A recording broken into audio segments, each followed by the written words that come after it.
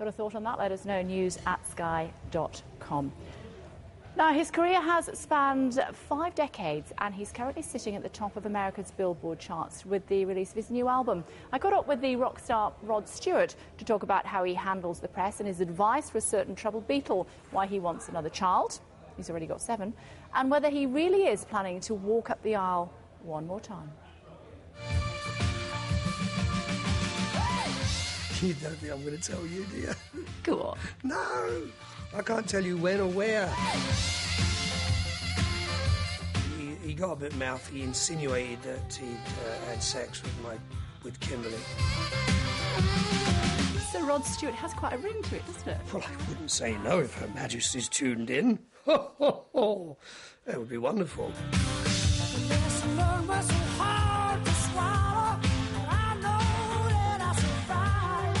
Do you have a favourite song of all time?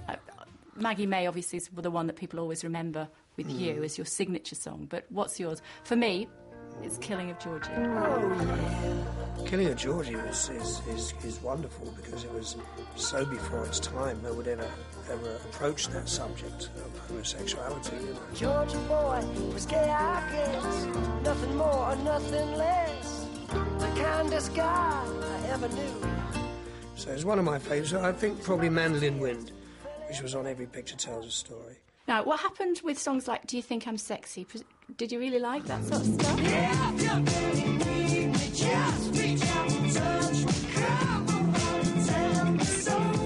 I don't know. What do you think? People love it, and it summed up the, I suppose, the disco era, you know, but it was a bit cheesy, I must admit. Although I still do it, but it's the one song, if people were to write to me and say, please don't sing that bloody song anymore, I wouldn't do it. All the others I still love. I still love performing, but that one is somewhat cheesy. I saw you on X Factor on Saturday night. Yes.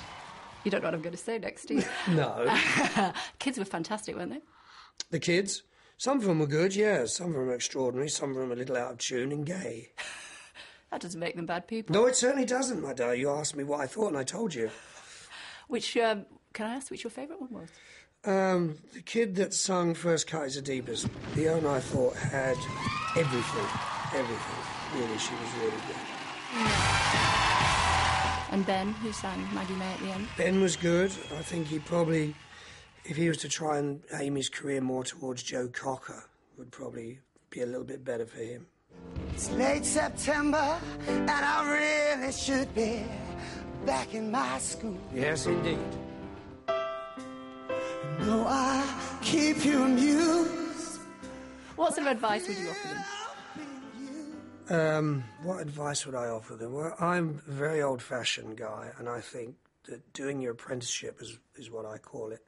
You know, doing the clubs and the pubs and honing in on your art, toughening up your voice, you know, working on your stage presentation, because a lot of them didn't have any presentation whatsoever. And you only get that by working and working and working. So I would advise that to anybody coming into the music business. This is a shortcut to success and stardom, but there's something wrong with it, and I can't put my finger on it. Living your personal life very much in the public eye, how difficult is that? I don't go out to, a lot of people probably don't think I'm lying, I don't go out to court the press.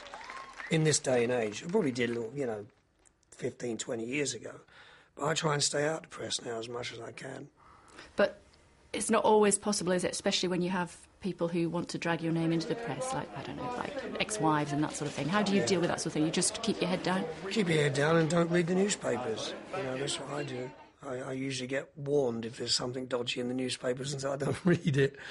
It's all forgotten by the next day, you know. Would you have any advice for Sir Paul McCartney? Oh, my God, don't read the newspapers. Stay out of it. And don't get married again? No. Marriage is a wonderful thing. What about you? I'm looking forward to getting married. You're supposed to get married this year. Yeah, we wanted to wait to get Alistair born, and then we couldn't get the right place because of the World Cup. It's a long story, but we've got the place we want now. And it's not in Germany. Where is it? You don't think I'm going to tell you, do you? Go on. No, I can't tell you when or where. Can you tell me if it's next year? It is next year, yeah. It'll be sort of in the summer months. OK, that narrows it down a bit, I suppose. Do you want another child? I read in the paper that you wanted another child. Penny wants another one, and I'm not opposed to it. You know, I still think I'm lively and energetic, and I think I've hopefully got a long life in front of me. So, and this one is just so much fun. I mean, he's just great. Can't wait to teach him how to play football. That's when a dad becomes a dad, teach him how to play football. Is it more difficult looking after girls than boys? Yeah, I suppose it is. It is a bit more difficult because you always, especially my two elder girls, one's 19 and one's 27, I'm always a bit wary of their boyfriends, and I scare most of their boyfriends off. Now, what happened with Russell Brand? We're all mates now. He got a bit mouthy. He insinuated that he'd had sex with Kimberly. Mind you, I did have a little go on his daughter. My kids are very honest with me, and they give me information even when I don't ask it, because it was all over the papers. Then Kimberly said, "Dad, no, I just got caught out in a photographic position. You know, we were going into his flat because I lost the keys of my flat." And so he insinuated at the GQ Awards that he'd done the dirty deed, and I confronted him on this. And from the podium... Russell, stand up. Swear on a holy oath that you had sex with my daughter. Then he went, "No, OK, Rod, you got me there." I didn't. So I stood up for her. So you mustn't come up here and boast. I speak here as a father. We talked about Sir Paul McCartney earlier on. Do you fancy being knighted? Do you feel that it's about your time? I wouldn't say no if Her Majesty's tuned in. Ho, ho, ho. That would be wonderful.